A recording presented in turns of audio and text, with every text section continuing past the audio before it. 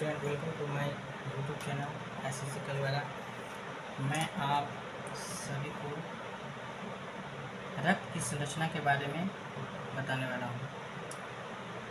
तो रक्त यानी खून यानी ब्लड, ठीक है। तो ब्लड के दो भाग होते हैं, एक होता है तरल भाग और एक होता है ठोस भाग। तरल भाग को प्लाज्मा कहते हैं और ठोस भाग में होते हैं लाल रक्त कोशिकाएं, उसके बाद है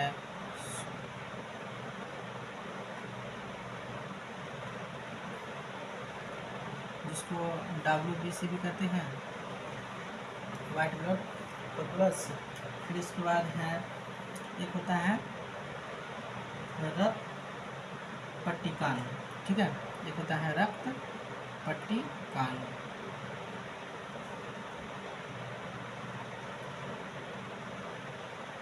रक्त पट्टिकानु जिसका इंग्लिश नाम है ब्लड,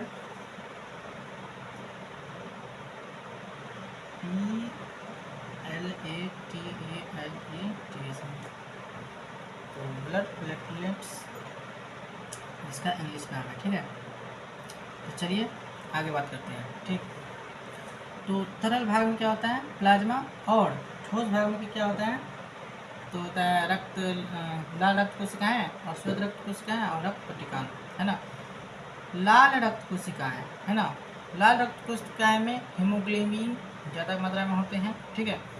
जिसके कारण क्या मनुष्य और मैमलीय जंतु में क्या होता है कि जो ये कोशिकाएं नहीं पाई जाती है, ठीक है।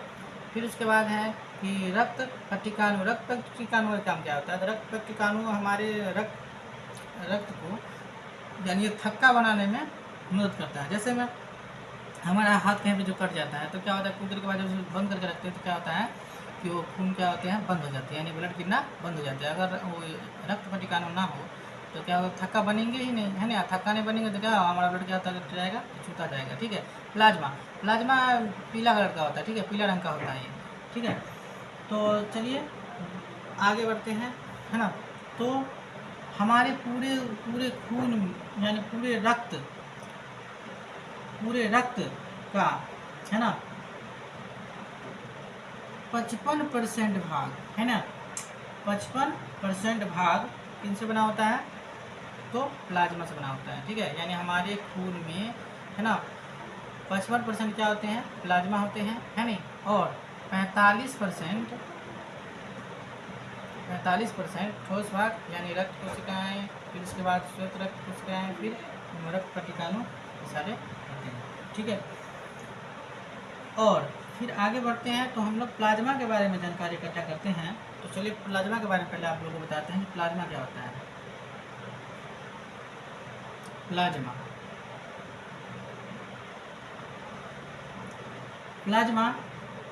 प्लाज्मा जो होता है यह हल्के पीले रंग का होता है। यह हल्के, तो प्लाज्मा क्या है तो यह हल्के पीले रंग का चिपचिपा द्रव है, ठीक है।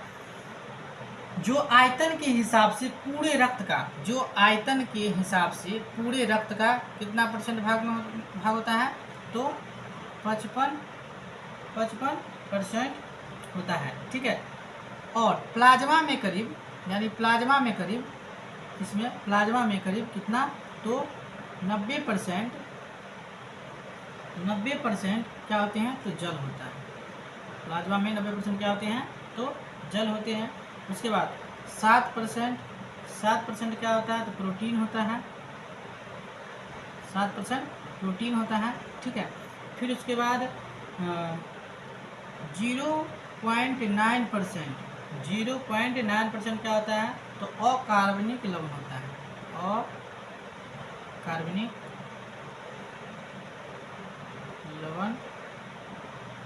लवण होता है, ठीक है। फिर इसके बाद है कि जो 0.18% उसमें ग्लूकोज होता है, ठीक है, ग्लूकोज होता है, ठीक। 0.18% क्या होते हैं तो ग्लूकोज होते हैं। फिर उसके बाद 0.5% इसमें वसा होता है। क्या होता है? वसा होता है। और शेष जो बच जाते हैं वो क्या होते हैं? तो कार्बनिक पदार्थ होते हैं। क्या होते हैं? शेष जो बचा हो कार्बनिक पदार्थ होते हैं। ठीक है, तो चलिए आगे बढ़ते हैं। प्लाज्मा में उपस्थित प्रोटीन, प्लाज्मा में जो उपस्थित प्रोटीन होते हैं, ठीक है,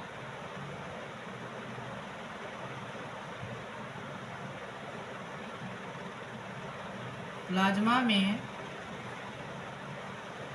उपस्थित प्रोटीन क्या कहलाते हैं? तो प्लाज्मा प्रोटीन कहलाता है। ठीक है, प्लाज्मा प्रोटीन कहलाता है। ठीक है,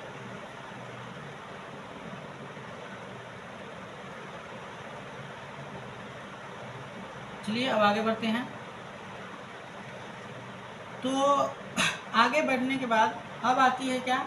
तो रक्त कोशिकाएं, रक्त कोशिकाएं के बारे में, यानी जो ये रक्त कोशिकाएं जो है ना, रक्त कोशिकाएं के बारे